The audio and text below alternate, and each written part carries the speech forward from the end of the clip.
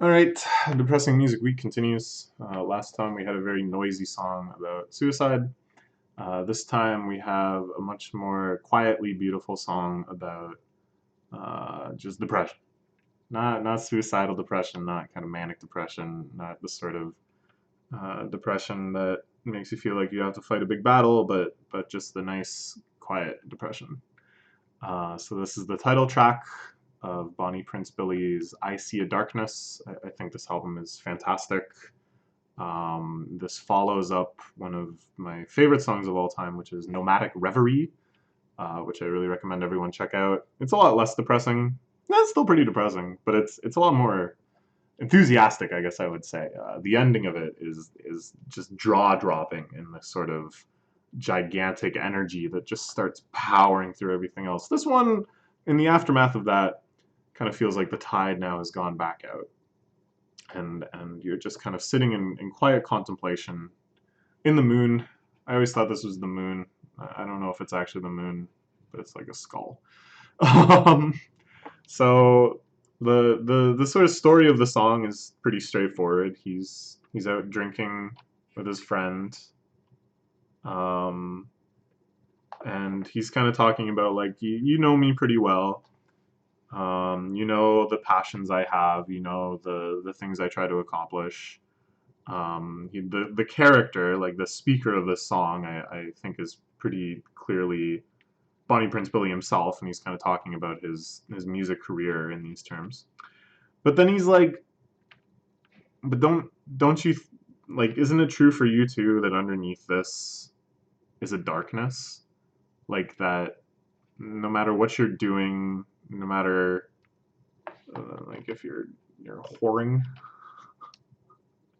He uses words like this sometimes. It just always throws me off. There's another one. Yeah, it makes hosing. What is hosing? Anyways, and basically like underneath all of that, is there a darkness? Do you have that in you too? That deep down you're actually just like miserable. That your default state is like miserable, and you don't really hear the target's the friend's response. Um, it's not like explicitly said, but it's kind of like a conversation is happening, even though only one person is talking. That you get the sense that he's like, oh no, me too, me too. And there's like a really kind of beautiful moment of connection that I think comes through in the song because of that. Whether it's between the two kind of characters within the story of the song, or whether it's you, the listener, agreeing quietly with Will Oldham as he sings about this fundamental truth of some people that deep down there is a darkness.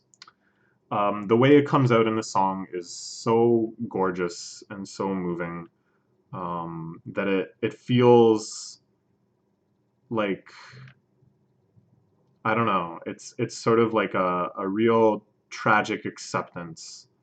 It's the sound of kind of resignation and total contentment with this darkness. So the intro is very melodic, especially with these kind of ad libs. Well, you're my friend, it's what you told. It's kind of like a conversation. Da, da, da, da, da, da, da, da, da, da, da. A really nice little back and forth, almost like nursery rhyme esque. And then here it gets a little more somber. There's kind of a gruffness when he goes, many times we've been out drinking. Ooh, it chills me just to think of it. Just to do my own lame impression of it, it gives me chills. um, and kind of the way these two verses build up and the pre-chorus, everything, just slowly kind of taking us to this point, and then oh man, when the chorus starts, there's this like little hesitation, and then it's this whole kind of like cascading chorus feeling that is, not coarse, it's actually super smoothly beautiful, of multiple parts all singing, and then I see a darkness, and then I see, oh, it's so good. Oh, it's so good. It makes all of those dark parts within you, all of those deepest, darkest parts feel so warm. They don't get any less dark. They don't go away, that's for dang sure. But they feel warm. They feel like a comfort that if this is how it is, if this is the feeling that you'll just never ever get rid of, this is the thing that you're always going to see on the horizon, then there's something almost comforting about that. There's something nice about something that you can rely on, even if it's this. That's a little messed up, isn't it? I don't know. It's just nice. It's nice. Um, and the way that it breaks, this kind of repeated and then I see, and the way his voice goes up, and do you know how much I love you? It almost cracks right at the top. Such a desperate conveyance of this love. Is the hope that someday you can save me from this darkness. And it's like you don't really think he believes that necessarily. Maybe just in that moment when he's singing out and his voice kind of cracks, for a second there's like a bit of hope that lets in. And he goes into this more of this hope. Hope that someday, buddy, oh, buddy, oh, this could be the other person speaking back too, I think. The well, I think, almost suggests that this is the reply. Have peace in our life, together or apart, alone or with our wives. That we can stop our whoring and pull the smiles inside and light it up forever and never go to sleep. It almost feels biblical. It almost feels like a prophecy or something that a Messiah is going to come down and deliver unto you. My best and beaten brother, this isn't all I see. And again, it's just kind of like hope, this vague sense of hope that they're talking about this darkness, this indefeatable darkness, this omnipresent darkness, and then it's like for a minute they turn to other horizons, they look in another direction, and they're thinking, is there peace there? Is there happiness there? Is there light there? But no, I see the darkness.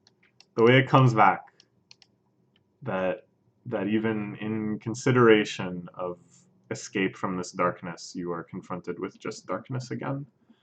Um, yeah, yeah, man, it's pretty good. I read these quotes. These are pretty interesting.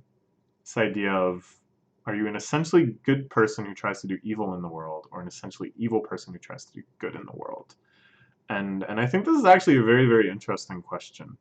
That a lot of people can justify behaviors based on the fact that deep down, although it might be contrary to everything they say or do or think, they are a good person. And for other people, it's the opposite, that no matter what they do, no matter what they say, deep down they are convinced they are a bad person. And all of the things you do and say are quite superfluous to this.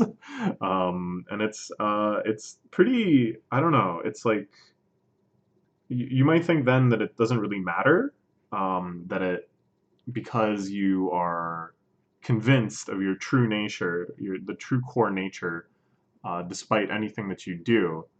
But then there are moments where something will happen that you realize has kind of like exposed or confirmed, even just internally, that true nature about yourself that you've been kind of dreading.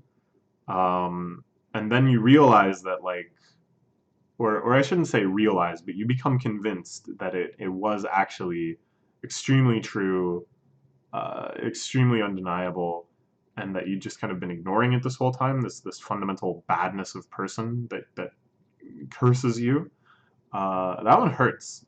That one hurts a lot, and it's like very difficult in those moments to convince yourself that you're actually a good person, or that the magnitude of the situation isn't that severe or whatever, because the damage has actually been done subliminally, subconsciously, in this kind of unquestioned assumption that goes back years and years and years through your life, probably your entire life, or your entire kind of philosophically awakened life. Um, so it's like you're fighting all of that. It's this huge tide that's just coming, and the scariest part is that it actually feels so right. It actually feels like, of course, it feels like yeah, just the darkness that's within you. The song also reminds me a lot of a section in David Foster Wallace's Infinite Jest, where it's one of the people in the halfway house who plays, I believe, the clarinet or the violin, maybe. And he talks about a time where he was practicing in this attic, and there was kind of like a black sail that was draped over top of this fan. It's something like this. I don't quite remember all the details, but at any rate, he was able to make the sound of his violin resonate with the fan, and the fan caused the sail to shake in this way, and he was overcome with this gigantic feeling of dread and depression. And the character in the book says that kind of all of his downfalls, his turn to drugs, which of course lands him in the halfway house, and all of this stuff, started because of this incident. That even though it was external, even though it was arbitrary, even though it had no actual meaning, somehow it revealed to him in himself this capability of such a terrible feeling, and the memory of that, and the knowledge that something else could trigger it, that something else could cause it to rise up within him, was so haunting and so traumatizing that it did all of this damage. And I think this song kind of, it's sort of similar, that it's like you actually can go quite a long time without seeing the darkness.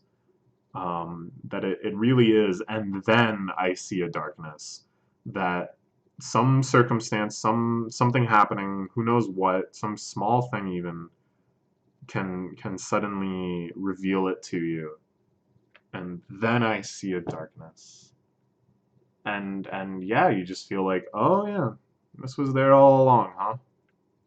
Okay, all right. Depressing Music Week will continue tomorrow.